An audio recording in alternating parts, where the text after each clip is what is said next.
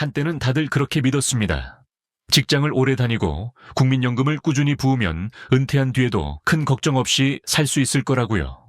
월급은 끊기지만 연금이 나오니까 나이가 들어도 적어도 밥값과 병원비 정도는 충분히 감당할 수 있으리라 생각했죠.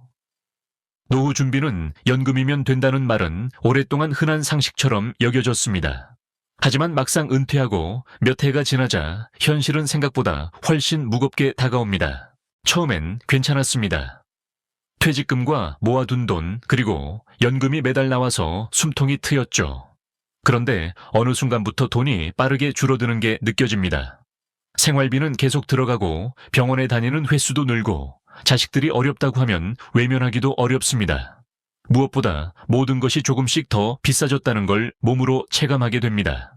분명히 예전에는 이 정도 돈이면 넉넉했는데 이제는 왜 일이 빠듯한 걸까요? 주변을 둘러봐도 비슷한 이야기가 많습니다. 60대 후반 70대를 지나면서 연금이 충분하다고 느껴진 적은 한 번도 없다는 분들이 점점 늘어나고 있습니다. 정부나 언론에서는 연금 개혁을 이야기하고 젊은 세대는 아예 연금을 못 믿겠다며 내가 받을 수는 있을까 하고 걱정합니다. 한편 이미 연금을 받고 있는 세대는 오늘 하루를 어떻게 아껴야 할지 고민하죠.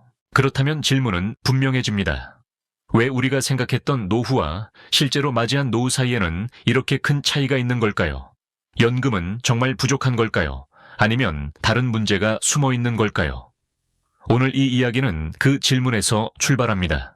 한 걸음씩 천천히 우리가 놓치고 있던 진실을 함께 살펴보려 합니다. 노후의 현실을 정확히 이해하려면 먼저 숫자와 제도를 들여다보는 일이 필요합니다.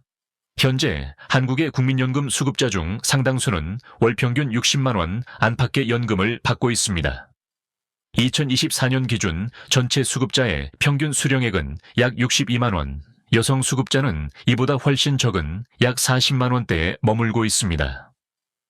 많은 사람들은 이 금액이 생활비의 일부라도 채워주기를 기대하지만 실제로는 식비, 공과금, 주거비, 의료비 등을 고려했을 때 턱없이 부족하다는 현실에 부딪히게 됩니다. 더 큰 문제는 이 연금이 노후의 유일한 소득원이라는 점입니다. 통계청이 발표한 자료에 따르면 65세 이상 고령자 중 약 60% 이상이 연금 외에는 별다른 정기소득이 없는 상태입니다. 예금이나 퇴직금은 시간이 지나면서 줄어들고 대부분의 사람들은 일정한 소득 없이 지출만 계속되는 상황에 놓입니다. 특히 단독 가구나 노부부 가구의 경우 지출 대비 소득 비율이 점점 악화되고 있습니다. 그렇다면 왜 이렇게 연금이 부족하게 느껴질까요? 이는 국민연금 제도의 구조적인 특징에서 비롯됩니다. 국민연금은 1988년부터 본격적으로 시행되었지만 초창기에는 가입자 수도 적었고 가입 기간도 짧았습니다. 따라서 장기간 가입하지 못한 중장년층은 만기 수령 요건을 채우지 못하거나 수령액이 낮게 책정될 수밖에 없는 구조였습니다. 지금 은퇴한 세대 중 상당수가 10년 이상 가입하지 못해 최소 수령 요건만 간신히 넘긴 경우가 많습니다. 또한 연금은 납부한 금액과 기간에 비례해 산정되며 과거 경제 상황을 기준으로 설계된 탓에 지금의 물가나 생활비와는 간극이 큽니다. 예를 들어 1990년대 월 20만 원을 납부하던 사람과 지금 월 20만 원을 내는 사람의 체감 가치와 연금 기대 수령액은 전혀 다릅니다. 물가는 매년 오르지만 연금은 그 상승폭을 따라가지 못합니다. 이러한 상황에서 기대 수명은 늘고 있습니다. 통계청에 따르면 현재 65세 남성의 기대 수명은 약 82세, 여성은 약 86세에 이릅니다. 은퇴 이후 살아가야 할 시간이 20년 이상이라는 뜻입니다. 그러나 연금은 종신 지급되더라도 금액이 고정된 경우가 많고 물가 상승률에 비례한 증액은 매우 제한적입니다. 시간이 지날수록 실질 수령 가치는 줄어들게 됩니다. 또 다른 문제는 의료비입니다. 고령자가 되면 자연스럽게 병원을 더 자주 찾게 되고 고혈압, 당뇨, 관절염 등 만성질환에 대한 꾸준한 치료가 필요해집니다. 건강보험이 있다고는 하지만 비급여 항목이나 간병 비용, 치과, 안과 치료 등은 대부분 본인 부담입니다. 게다가 장기요양이 필요한 경우 월 수십만 원에서 100만 원 이상의 추가 비용이 드는 경우도 드물지 않습니다. 연금만으로는 이 비용을 감당하기 어려운 것이 현실입니다. 여기에 자녀 지원이라는 문화적 요소도 무시할 수 없습니다. 부모 세대는 자식의 결혼 자금이나 주거 비용을 도와주는 걸 당연하게 여겨왔습니다. 은퇴 후에도 손주 돌봄이나 생활비 일부를 지원하는 사례가 많습니다. 그러나 이런 지출은 연금 제도에서는 전혀 고려되지 않는 부분입니다. 결국 연금은 단지 개인 생계만을 위한 수입일 뿐 가족 간의 상호 지원이나 예기치 못한 지출을 반영하지 못합니다. 정리하자면 현재 연금 제도는 1980-90년대 경제와 사회 구조를 기준으로 설계된 시스템입니다. 그 시대에는 평균 수명이 짧았고 노후 기간도 상대적으로 짧았습니다. 하지만 지금은 모든 것이 달라졌습니다. 오래 살고 병원을 더 자주 찾고 가족 간 지원 구조가 바뀌었습니다. 그러나 연금은 여전히 과거의 논리로 움직이고 있습니다. 이 간극이 커질수록 은퇴자들이 느끼는 경제적 압박은 점점 더 심각해질 수밖에 없습니다. 이제 우리에게 필요한 것은 단지 연금 수치를 늘리는 문제가 아니라 이 구조적 간극을 어떻게 메울 수 있을지에 대한 본질적인 질문일지도 모릅니다. 다음 장에서는 이 간극이 생겨난 진짜 원인들과 우리가 놓치고 있던 복합적인 요인들을 조금 더 깊이 들여다보겠습니다. 연금이 부족하다는 인식은 단순히 수령액만의 문제일까요? 실제로 들여다보면 이 문제는 단일한 원인이 아니라 여러 요인이 겹겹이 쌓인 결과입니다. 수입이 줄어드는 동시에 지출은 줄어들지 않거나 오히려 늘어나는 구조, 그리고 제도적 한계와 문화적 요소까지 맞물리며 은퇴 후 생활의 어려움이라는 현실을 만들어냅니다. 먼저 가장 근본적인 원인은 지출 구조의 변화입니다. 직장에 다닐 때는 통제 가능한 소비 예측 가능한 지출이 많았습니다. 교통비, 외식비, 통신비 등 정기적인 소비는 수입의 일정 비율을 차지했죠. 하지만 은퇴 후에는 지출의 내용과 성격이 바뀝니다. 특히 가장 비중이 큰 항목 중 하나는 의료비입니다. 노년기에는 병원을 자주 가게 됩니다. 고혈압, 당뇨, 심혈관 질환, 관절염 등 만성 질환은 꾸준한 약 복용과 정기적인 검사가 필수입니다. 여기에 갑작스러운 수술이나 입원 암 진단 등 예기치 못한 큰 질병이 닥칠 경우 지출은 순식간에 수백만 원 단위로 뛰어오릅니다. 건강보험이 상당 부분을 보장해준다고는 해도 비급여 항목은 여전히 부담이 큽니다. 예를 들어 치과 치료 백내장 수술, 보청기 의치 한방 치료 등은 본인 부담금이 클 수밖에 없습니다. 만약 요양시설 입소나 장기 간병이 필요한 상황이라면 매달 100만 원이 넘는 비용이 추가되며 연금만으로는 감당이 불가능해집니다. 두 번째는 고정 수입의 부족입니다. 젊을 때는 정기적인 월급이 있어 어느 정도 예측 가능한 생활이 가능했지만 은퇴 후에는 국민연금 외에 고정적인 현금 흐름이 거의 사라집니다. 퇴직금이나 저축이 있더라도 그것은 한정된 자산일 뿐입니다. 은행 이자도 예전처럼 수익을 내지 못하고 대부분의 고령자들은 안정적 수익을 창출할 방법이 마땅치 않습니다. 특히 자산이 부동산에 집중된 경우 실제 현금 흐름이 막혀 유동성 위기를 겪는 사례도 많습니다. 세 번째는 기대 수명의 연장입니다. 이전 세대는 평균 70세 무렵에 생을 마감했지만 지금은 80세 중반까지 살아가는 것이 일반적입니다. 65세에 은퇴한다면 그 이후의 삶은 최소 20년 이상입니다. 이 기간 동안의 물가 상승률을 고려하면 현재의 연금 가치가 시간이 지남에 따라 현실 생활비를 따라잡지 못하는 상황이 벌어집니다. 문제는 연금이 기본적으로 고정 금액이라는 점입니다. 물가 연동이 제한적이고 매년 실질적인 수령액은 줄어드는 셈입니다. 네 번째는 가족 구조의 변화와 문화적 책임입니다. 과거에는 자녀와 함께 사는 3세대 가구가 많았고 자식이 부모를 돌보는 것을 당연시했습니다. 그러나 지금은 1인 노인 가구가 급증하고 있습니다. 2023년 기준으로 65세 이상 노인 중 40% 이상이 단독 또는 노부부만의 형태로 살고 있습니다. 이는 외로움의 문제뿐 아니라 경제적으로도 큰 부담을 안깁니다. 공동생활에서 절약되던 지출이 고스란히 개인 몫이 되며 병원 동행이나 가사 지원 등에서 추가 비용이 발생하게 됩니다. 또한 많은 부모 세대는 자녀 지원에 익숙한 세대입니다. 자녀의 결혼자금 집 구입, 자금 손주 양육비까지 도와주는 경우가 많습니다. 이는 단기적으로는 가정의 평화를 가져다 줄 수 있지만 장기적으로는 자신의 노후 재정에 큰 구멍을 남깁니다. 특히 자녀 세대 역시 경제적으로 여유롭지 않은 경우가 많아 부모의 지원을 당연시하거나 오랫동안 의존하는 사례도 적지 않습니다. 이러한 하향식 부양 구조는 연금이라는 고정된 재정 계획을 뒤흔드는 요인이 됩니다. 이 외에도 무시할 수 없는 부분은 정보의 비대칭과 재무 지식의 부족입니다. 많은 고령자들은 자신이 받을 수 있는 각종 복지 혜택이나 추가 수입 창출 방법에 대해 잘 알지 못합니다. 예를 들어 기초연금, 긴급복지 지자체, 복지카드 에너지 바우처 등 다양한 제도가 마련되어 있음에도 신청 방법을 모르거나 복잡하다는 이유로 이용하지 않는 경우가 많습니다. 또 금융상품에 대한 이해 부족으로 인해 사기 피해나 잘못된 투자로 손실을 보는 사례도 반복되고 있습니다. 제도적인 차원에서도 허점은 존재합니다. 국민연금은 상대적으로 중산층 이상에게 유리한 구조로 작동합니다. 오랫동안 고정된 직장을 다닌 사람은 충분한 연금 수령이 가능하지만 비정규직 자영업자, 가정주부 등은 가입 기간이 짧고 납입 금액도 적은 경우가 많습니다.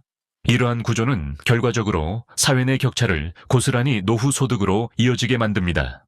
결국 이 모든 문제는 연금만으로는 부족하다는 인식을 넘어서 노후 생활 전체의 설계가 다시 필요하다는 신호입니다. 지금까지 우리는 연금은 국가가 알아서 해주는 것이라 믿어왔지만 실제로는 연금이 감당할 수 없는 삶의 변수들이 너무 많습니다. 그리고 그 변수들은 해마다 더 복잡해지고 개인에게 큰 부담으로 다가오고 있습니다. 그렇다면 이런 상황 속에서 고령자들은 어떤 일상적인 어려움을 겪고 있을까요? 단순히 숫자나 구조의 문제가 아니라 하루하루 살아가며 체감하는 불안과 부담은 어떤 모습일까요? 다음 장에서는 실제 삶의 현장에서 일어나는 이야기를 통해 이 문제가 우리의 피부에 어떻게 와닿는지를 구체적으로 살펴보려 합니다. 요즘은 마트 가서 장을 보면 겁이 납니다. 한 70대 어르신의 말입니다. 예전엔 5만 원이면 장바구니가 제법 묵직했는데 지금은 몇 가지 고기와 채소만 담아도 그 금액을 훌쩍 넘긴다고 합니다. 매달 꼬박꼬박 들어오는 국민연금은 있지만 식비 약값 공과금 관리비까지 내고 나면 손에 쥐고 남는 돈이 거의 없습니다. 불쑥 찾아오는 병원비나 냉장고 고장 같은 일은 언제나 예산 밖의 일입니다. 그런 날엔 그냥 밥 대신 국 한 그릇으로 넘어가야 할 때도 있다고요. 이것이 수치나 제도보다 더 명확하게 다가오는 노후의 진짜 얼굴입니다. 생활 속에서 마주하는 불안 그리고 절약을 넘은 생존의 감각. 특히 혼자 사는 어르신들에게 이 문제는 더욱 절실합니다. 배우자가 없거나 자녀와 따로 사는 경우 모든 생활의 무게가 오롯이 한 사람에게 쏠립니다. 병원에 함께 가줄 이도 없고 고장난 전등 하나를 고치기 위해도 주변의 도움을 기다려야 하죠. 그런데 이런 외로움보다 더 무서운 건 돈이 부족하다는 두려움입니다. 많은 고령자들은 혹시 자식에게 짐이 될까봐라는 걱정을 먼저 합니다. 연금이 부족해도 자식에게 손 벌리기보다 스스로 아끼고 버티려는 경향이 강합니다. 그러다 보니 병이 있어도 참거나 정기검진을 미루고 약을 끊는 선택까지 하게 됩니다. 건강이 악화되어 병원에 가면 이미 상황이 나빠져 있는 경우가 많습니다. 이처럼 경제적 불안은 건강의 위협으로 이어지고 다시 더 큰 의료비 부담을 낳는 악순환이 반복됩니다. 한편 은퇴 후 일자리를 찾는 고령자들도 많습니다. 마트의 장바구니, 정리청소 택배 분류 등의 일에 나서는 60, 70대가 늘고 있습니다. 몸은 힘들지만 집에만 있으면 돈이 새어나가니까 라는 이유입니다. 일할 수 있는 동안은 조금이라도 벌어보려 하지만 나이가 많다는 이유로 기회조차 제한적입니다. 공공일자리조차 경쟁률이 치열하고 근무기간도 짧아 실질적 도움이 되기 어려운 경우도 많습니다. 노후의 삶은 단지 경제적인 숫자의 문제를 넘어서 자존감과 인간관계 정서적 안정의 문제로 확장됩니다. 돈이 부족하면 사람을 만나기도 어려워집니다. 교통비가 아깝고 외식은 부담스러우며 생일 선물 하나도 마음껏 준비할 수 없습니다. 그러다 보면 자연스럽게 사회적 고립으로 이어집니다. 이른바 고독사라는 말이 더 이상 낯설지 않은 사회인은 단지 개인의 문제가 아니라 구조적인 신호이기도 합니다. 정부나 지자체에서 마련한 기초연금, 노인복지카드, 경로식당, 무상진료 등 다양한 정책들이 존재하지만 이를 알지 못하거나 신청 과정이 복잡하다는 이유로 제대로 활용하지 못하는 경우도 많습니다. 또한 사회적 낙인이 두려워 일부러 신청을 꺼리는 사례도 존재합니다. 나는 아직 괜찮아라며 도움받는 것을 부끄러워하는 정서가 더 큰 위기를 부를 수 있는 현실입니다. 하지만 모든 것이 어둡기만 한 것은 아닙니다. 지역사회 내에서 경로당 복지관 노인, 일자리 센터 등을 통해 소소한 일과 연결되어 있는 어르신들은 상대적으로 삶의 만족도가 높은 편입니다. 비록 연금은 적지만 하루의 흐름이 있고 누군가와 인사할 수 있고 작은 보람을 느낄 수 있는 일상이 있는 삶은 심리적 안정을 지켜주는 중요한 요소입니다. 이처럼 연금 부족의 문제는 단순히 숫자로 측정되는 것이 아니라 생활의 질과 존엄 관계와 감정에까지 깊이 뿌리내린 이슈입니다. 그리고 그 문제는 각자의 삶 속에서 조용히 하지만 분명히 체감되고 있습니다. 그렇다면 이 복잡한 현실 속에서 우리는 어떤 방향을 바라봐야 할까요? 다음 마지막 장에서는 이러한 문제를 조금이나마 완화할 수 있는 방법들, 그리고 더 나은 노후를 위해 지금 우리가 할 수 있는 일들에 대해 함께 고민해 보려 합니다. 이렇게 살려고 평생 일한 건 아닌데. 어떤 어르신이 조용히 내뱉은 말입니다.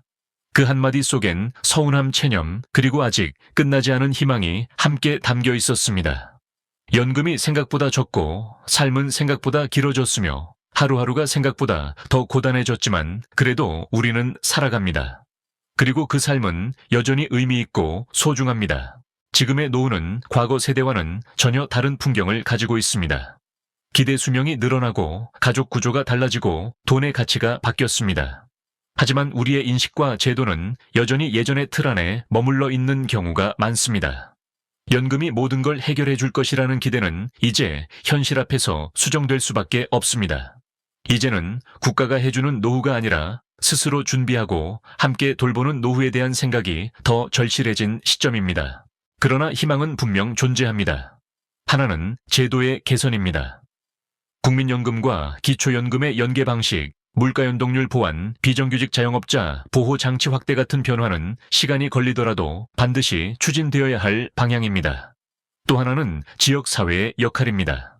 작은 복지센터나 동네 마을회관, 무료급식소 같은 공간은 단순한 서비스 제공처를 넘어서 삶을 잇는 연결고리가 됩니다. 이러한 작은 연결들이 모일 때 삶은 조금 더 덜 외롭고 덜 불안해질 수 있습니다. 그리고 마지막으로 중요한 건 각자의 준비와 존엄을 지키는 마음가짐입니다.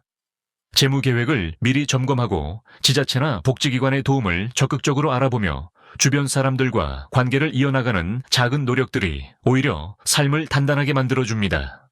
연금이 부족할 수는 있지만 삶이 부족해서는 안 됩니다. 우리는 모두 늙어가고 있습니다. 그 길은 피할 수 없지만 어떻게 늙어갈지는 선택할 수 있습니다. 나의 노후를 더 이상 부끄럽거나 숨기고 싶은 시기가 아닌 오히려 다시 삶을 주체적으로 살아갈 수 있는 시간으로 만들기 위해 오늘 우리가 이 이야기를 나눈 의미가 조금이나마 따뜻하게 다가가길 바랍니다. 그리고 누군가 말했습니다. 돈이 다는 아니지만 돈이 없으면 마음이 작아지더라고요. 그 말이 오래 기억에 남습니다. 그래서 우리 모두의 마음이 조금 더 넉넉해지길 바랍니다. 비록 연금은 작지만 내 삶은 작지 않다는 걸 잊지 않기를 바랍니다.